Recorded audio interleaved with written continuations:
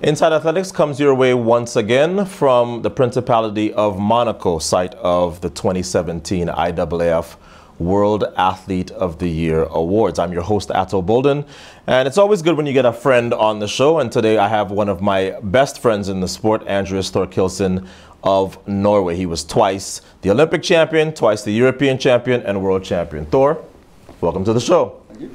How is it that I've never had you on all of this time that we've known each other? That's some kind of miracle. I haven't? No, you haven't. Oh, okay. You probably avoided me. Yeah, probably. I feel like I've been interviewed by you before. Yeah, probably just not for this show. Yeah, let's talk a little bit about state of the sport. Everybody talks about, hey, boats leaving. How is track and field going to survive? What's your take on how we survive post-Bolt? Well, we survived before him, and I don't think we'll have a problem surviving after him. Bolt was a big, bright, shining star. Yes. But we've had so many other stars that never got into the spotlight because of him. Right. So we get other athletes now that are going to shine in their own way. If we're getting that, shouldn't overlook that we've had a Carl Lewis, we've had, you and everybody else. We've all been a part of this, but, so our sport doesn't rely on one person to put on that show. We have other athletes that will probably now get more focus. So I don't see it as a negative right now. I see it as a possibility for everybody else to shine. Yeah, you were the first male thrower to have the world, Olympic, and European records at the same time. You look back at your career. Yes, right. You look back at your career and think, wow, what I did isn't going to be soon duplicated, or you feel like there are going to be throwers who are going to be able to match what you did? Well, if you look at the level of javelin right now, I'm actually just lucky that I didn't compete at this year, because these guys are throwing bombs. But it would have been fun to compete against them. It's so competitive too. Well, you never know, because when you're put in, like, what could I have done against this athlete or the other athlete? Because if you weren't in the competition, you don't really know what you could have done. Right. So for people that sit at home and see, for instance, a world championship or an Olympics where the level's sort of lower or higher, you can go and it's like, well, in my day I could have beaten that. If you weren't there, you weren't there. But I would have loved to be here for a competition with the level that it's at right now. I look at the javelin titles and they're getting passed around a lot. There's no one guy that's able to hang on year to year, Olympics to Worlds. And yet that was something that you were able to do to defend titles. What's different now? Is it just more parity now? What's changed, if anything? I actually don't know, because if you look at the difference in the different championships we've been through, and Thomas threw great in Rio last year, but he also threw great this year, but the level was higher, and it was just like where he would have medaled or he would have won with the same result that he had last year. So it's just the level of the top three right now. This year was just amazing, and of course the level of the Olympics last year was also really, really good. But it's really tough to retain a title. It's year in, year out, and you have to compensate for the highs and the lows. So I tried my best at the time, and I was sometimes you're lucky, because if you're the guy who you don't have to compete against I competed against Jan Selesny a few times, but unfortunately, on his way out. Unfortunately at the tail end of his career, so I never really got to go head to head with him on we're both in our primes. Right. And so these things will happen all the time. So I don't know. It's tough to retain the titles, but you just got to be prepared every time you go out. The question that I think I get asked the most these days is, how did you make that transition from, world champion, top athlete, to the next thing you were going to do? And you seem to be, like me, happier now, or as happy as you were when you were a world and Olympic champion. What was that transition like for you? Was it an easy transition? Did it come easy? Or was it just easy to everybody else while being a little bit more difficult for you? Well, transitioning into a different, kind of stage in life it was sort of easy in the beginning because you're sort of tired of training and stuff like that, and then you gain a few pounds and you're like, I should probably start training again. So well, that never happened to any of us. Yeah, but that's what January is for. Right. But no, it's very different because when you're an athlete, you wake up and you feel like, what can I do today to improve? Yeah. And I don't really feel I can find that in that same sense on sort of this side of the fence. Yeah. But you have a more cushy lifestyle. You don't have to do a lot of stuff. So it's a give and take. But given the opportunity, I would take it back in a heartbeat. That waking up in the morning with determination to go and improve yourself and working towards a goal, even though that goal could be 365 days, in the future. Right. It's something else, and it's something that sort of stuck with me, after retiring, is where sometimes you'll wake up and you're like, well, I'll go to work, but why? It's like, it's fine, it's complacent, whatever, but you don't have the same. I think athletes, while you're active, you don't really think of it that way because you don't have to. Mm-hmm. But to me right now, it's just I envy the guys that are still active, that are still throwing. Yeah, some of the best fans that I encountered during my career were at the Bislett Games and other locations in Norway. And I turned on the television this year and I was watching the Oslo Diamond League, and there were a lot of seats open in the stands. What is happening at that meet that we can't have a sellout crowd anymore? Well, sometimes you trace it back to Bolt, where the year that they had him, they'll sell out. Of course. So the organizers. He sells out everywhere. Yeah. Well, sometimes the organizers, I feel like they get, a bit lazy. They get a sponsor and they'll pay him or somebody else, a big star. Mm-hmm. And then they'll be like, well, that's our marketing media budget. Let's not do anything else. He'll fix our meet for this year. Next year, the people that went to see that star or another star, well, that star's not coming, so I'll just sit at home and watch it on TV. Well, the problem is, the good thing when you're looking at Brussels and Zurich, where people in those places, they don't really care who's coming. They know the show is going to be great. Going to be a good show. They're going to be a fantastic atmosphere, and they always have big stars, but it's always a great meet. So I feel like where they should be working on is creating a great meet every time, and not just rely on somebody and pay them off to fill the stands. Yeah. You have never been shy about voicing your opinions, and you're now very, very involved in the whole athlete level, the Athletes Commission of the IAAF. What sort of a president of the IAAF would you be? Would there be would there be torches being taken to certain things that are traditional, or would you be more conservative than people would think in that role? Well, I haven't thought about that.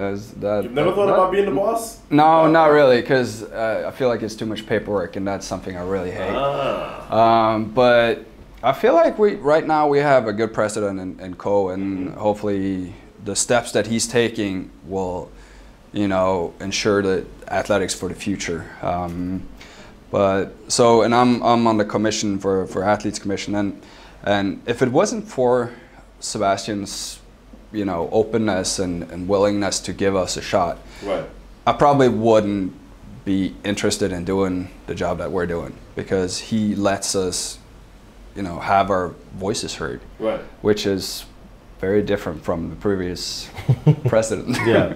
What's the one thing, like for me, I believe our money has to go up, and I believe we have to start looking. I mean, the Los Angeles Lakers are now wearing a brand on their uniform, and I think that is the one thing that for some reason we will not allow? And it's the shoe companies, it's the federations, and so on. What's that's my thing. What would be your one thing? It's like, okay, on day one, this is the thing that has to change about athletics. Well, if you're looking at the sponsorship thing, that IAAF does allow a logo except for the shoe brand. Right. Which one, yeah. Right. Which is then taken back by the shoe company. Right. So they buy it back. So it's not really an IAAF problem. It's a net zero though. It's a shoe company problem, to say it like that. And so a lot of athletes don't really know that they sign away their rights to the shoe company when they do it. Right. And then they get pissed at IAAF when, you know, they think that they're not allowed, but they are actually allowed. When you're thinking about putting too much sponsorship on a jersey, there's limited space. Right. So whenever you put on an extra logo, you take away from the visibility of the other logo. So it's not necessarily just opening up the jersey to putting on everything, because, you know, you have a singlet or something like that. There's not much space to begin with. Right. And then you have the bib to ensure that the meet organizer actually can pay you. Yeah. So these are, I feel that if the athletes, you know, when we get to a point where athletes just sort of take a stand against the shoe company and start saying, well, I will use my right to have as set forth by the IAAF, that I'm allowed to throw or run or jump with a second logo, but that's a negotiation with the shoe company. One of our most memorable conversations came when I was asking you about Kishore Walcott, because back home he was having a hard time. He had won the gold in 2012 in the Olympic Games, and then in between 12 and 16, he didn't win anything. And of course, back home, they were saying, he's a flash in the pan, and so on. And I came and I asked you, and you said, that guy's going to be just fine. He's the real deal. But my question is sort of about Kishore. Why is it that now we're seeing Yego of Kenya and Walcott of Trinidad and Tobago win medals for their countries and for their regions for the very first time? What was the barrier to, you know, guys of color being better at your event? Technology. Really? Yeah. But Yego, he said he learned to throw from YouTube. Yeah. So you can imagine when I grew up, we didn't have YouTube. Yeah, so yeah, exactly. So, you know, when we're like rubbing sticks and stones together and like smoke signals, and, you know, it's like that's how you communicate. But, you know, I'm really envious of athletes today because of their accessibility to technology, where you have your, like, I have my iPhone and I can immediately evaluate so much information. I can film a throw and I can put in so much information and high-speed video.